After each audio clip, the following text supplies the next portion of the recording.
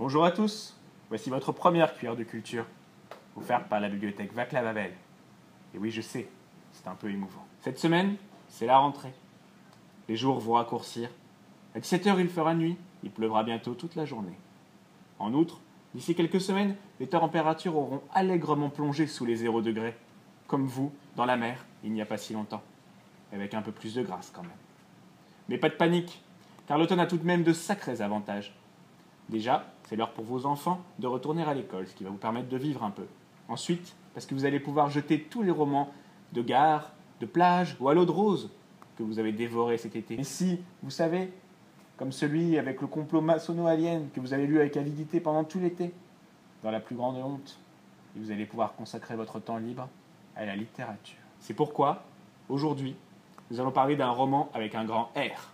Et nous allons parler de ce roman avec un grand R parce que vous méritez d'entendre parler de ce roman avec un grand R. J'ai nommé La Horde du Contrevent.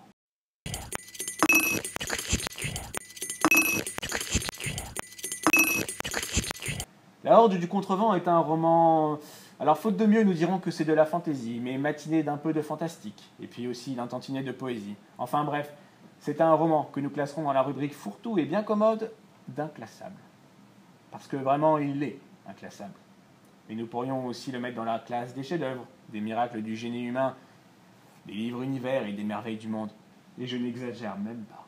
La Horde du Contrevent, donc, est un bijou, publié en 2004 par La Volte, et écrit par Alain Damasio. Ce dernier est un auteur de science-fiction français assez peu prolifique par ailleurs, puisqu'il n'a publié que 2 romans, un recueil de nouvelles et des essais. Il a également collaboré au scénario du jeu vidéo Remember Me, que vous pourrez tester à la bibliothèque car nous le possédons. Son premier roman, La Zone du Dehors, publié en 1999, est selon moi un peu moins abouti que son illustre cadet. Mais c'est un exemple excellent de roman d'anticipation dystopique que je vous enjoins vivement à lire. À ce propos, si vous ignorez ce qu'est la dystopie, nous y répondrons bientôt dans une prochaine vidéo. Pour l'heure, intéressons-nous à la Horde. Il est assez difficile de résumer la Horde sans en gâcher la saveur toute particulière. Mais nous allons quand même essayer, parce que sinon cette vidéo n'aurait aucun intérêt. L'action prend donc place dans un monde balayé par les vents, qui souffle de l'extrême amont jusqu'à l'extrême aval. Nul n'a jamais pu atteindre l'extrême amont, parce que les vents surpuissants qui y soufflent empêchent d'y accéder. Mais c'est là également que se trouve l'origine des vents que chacun aimerait découvrir. C'est à cela que sont formées les hordes depuis des siècles, remonter à pied, à contre-vent, arpenter le monde entier, et cela prend une vie d'homme, et enfin atteindre l'extrême amont et découvrir l'origine du vent. Nous suivons la 34e de ces hordes, les précédentes ont toutes échoué. Nous suivons 25 personnages qui se connaissent depuis l'enfance, qui ont été formés ensemble, qui luttent ensemble contre le vent et contre la chasse, une étrange organisation bien décidée à les faire échouer. Parmi ces personnages, nous trouvons Golgoth, le chef du pack, le traceur, brutal et violent, presque bestial, mais finalement étrangement attachant. Sov, le scribe et le narrateur principal du roman, doux et cultivé. Erg, le combattant protecteur, taciturne, ou encore Caracol, le troubadour qui joue avec les mots de sa langue acérée. Et Orochi, l'aéromaîtresse, qui connaît et lit le vent comme personne. Tous ensemble, ils forment la Horde, et la plus incroyable bande de personnages qui m'ait été donné de lire. La Horde du Contrevent, dès son ouverture, présente des caractéristiques assez spéciales. Déjà, la numérotation des pages est inversée, commençant à 551 pour finir à 0.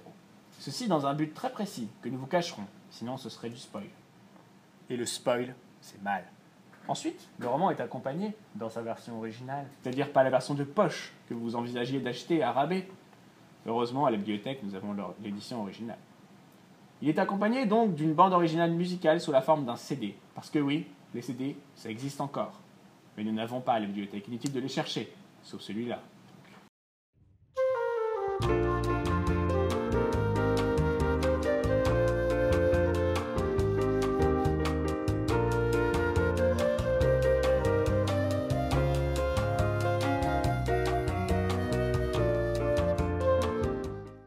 D'ailleurs, à ma grande honte, je n'ai jamais écouté. Je ne peux pas vous dire ce que ça vaut. Enfin, Nous dirons que le roman est polyphonique et qu'un certain nombre de personnages qui forment la Horde interviennent à tour de rôle dans la narration, avec plus ou moins d'importance dans le récit. Cela donne lieu à des moments où l'action, racontée avec un rythme soutenu par plusieurs points de vue, prend une dimension littéraire assez incroyable. Que dire du style de Damasio? La recherche est partout, parfois jusqu'à l'excès, il faut bien le dire. Les mots et les phrases sont ciselés, comme taillés par les vents. Chaque personnage a son style, allant de l'argot vulgaire du Golgoth à la poésie opaque de Caracol. Ah, il faut que vous lisiez cette joute verbale à base de palindrome. Snobon. Rêver. Kayak. Radar. Laval. Ressasser. Ce reptile relie Pérec. Damasio invente à chaque page. Il invente des mots, il invente des vents, comme les 9 formes du vent. Le furvent, par exemple, est un vent si violent qu'il rase les villages. Il invente une histoire où presque rien n'est prévisible, et ce qu'il est reste brillant. Alors que la fantaisie souffre parfois d'un peu de redondance, ici rien ne sonne comme déjà vu. Entre le peuple nomade, qui vit sur d'immenses navires à voile, ou la ville d'Alticcio et sa bibliothèque du vent très particulière, où chaque pierre est un livre, Damasio fait de chaque endroit, chaque situation, une invention. Un livre-univers, vous disais-je. Et encore, je ne vous ai pas parlé de la façon d'écrire le vent, des combats d'Erg, des Krones ou bien de Norska. Non, parce que nous n'avons pas le temps. Vous avez un livre à lire.